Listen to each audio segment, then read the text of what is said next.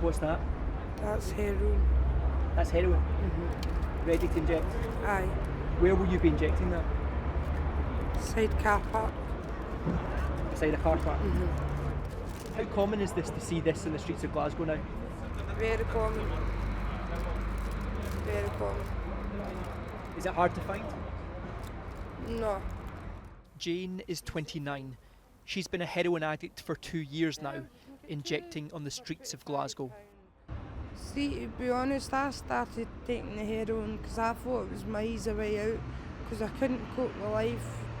So I thought if I took that I would die, that would be my easy way out. But I don't want to die now, but I've ended up with this habit. There is now an HIV outbreak in Glasgow, and it's spreading among drug users faster here than anywhere in the UK. Jane tells me she comes to places like this to inject. It's in this city's dark alleyways that users share needles and diseases. You can catch like AIDS, Hep, the virus, anything like that. Like I caught Hep C using heroin. You got hepatitis C? Using the heroin. Because Do you know anyone that's got AIDS or HIV? There's a few girls and boys.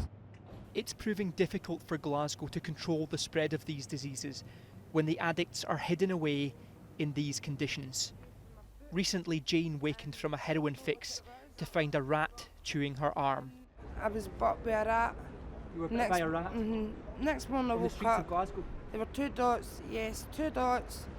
Blood run down my arm.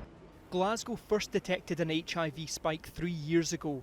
Further research shows it is getting worse, and it's now considered the worst outbreak in the UK for 30 years.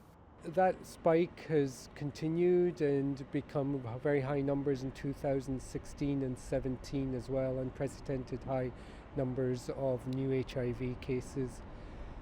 Why that is, it seems to be in Glasgow city centre. There's quite a high number of people who are using drugs in a very high risk way. Glasgow's council and NHS now want to open a drug consumption room, a clinic where addicts could bring their own drugs to inject with clean needles, under supervision and with the offer of health checks. We're calling for accessible services for people who are some of the most vulnerable and marginalised in society. It's a terrible situation that we have where we have around 400 to 500 people injecting in public places in the city centre here in Glasgow, in some of the most unhygienic, disgraceful conditions. In contrast to the Glasgow alleyways, this is a drug consumption room. These clinics are already used in Canada, Australia and across Europe. This one in Denmark opened 5 years ago after a surge in drug deaths. Heroin addicts on this side of the North Sea are given a clean room, nurses are on standby and the needles are disposed of afterwards. This is certainly a long way from lying in the gutter among the rats. And in here there is cocaine and heroin, and in Danish it's called a ball.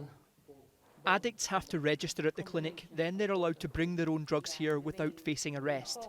It's safer than injecting on the streets, and they also get help for any physical or mental health problems, as well as HIV tests.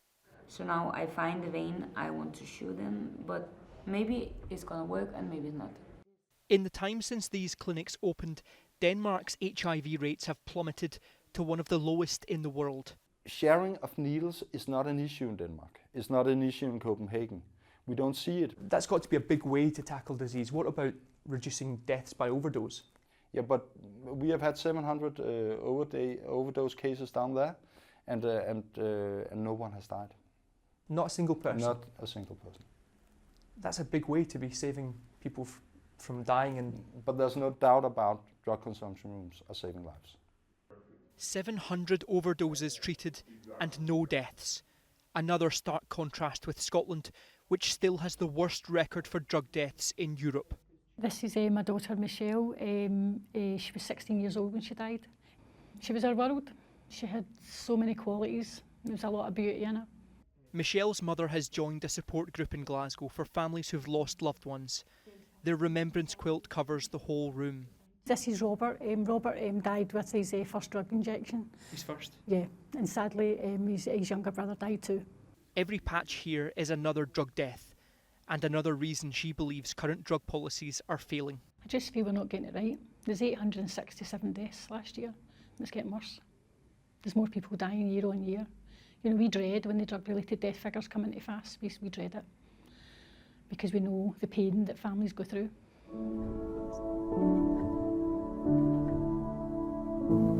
The families in this support group made a video, pictures of their loved ones. They want to keep the memories alive and remind the world there was a person behind every statistic in Scotland's drug deaths.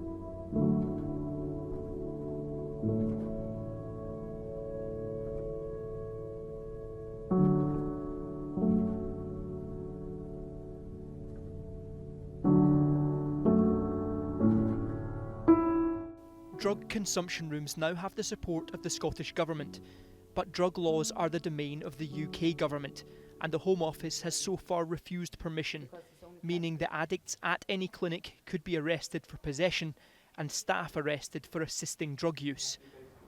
But while politicians debate drug policy, heroin addicts like Jane will be injecting tonight again.